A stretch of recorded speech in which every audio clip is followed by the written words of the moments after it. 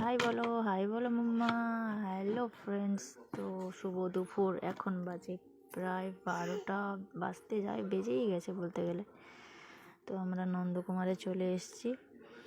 তো দেখো নন্দকুমার কারা কারা কাদের বাড়িও হতে পারে কারুর।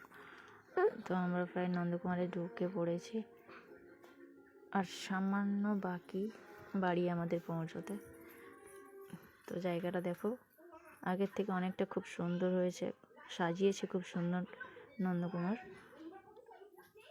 তো আমরা বাড়ি যাচ্ছি, প্রায় 2 মাস হলো বাড়ি যাচ্ছি। বাড়িতে কিছু কাজ বাজ আছে, আর বিয়েও আছে, বিয়ে বাড়িও আছে একটা। তো সেই জন্যই, বিয়ে বাড়ি নিয়ে কথা না, একটু আমাদের কাজ বাজ আছে, সেই জন্যই বাড়ি যেতে হচ্ছে আমাদের।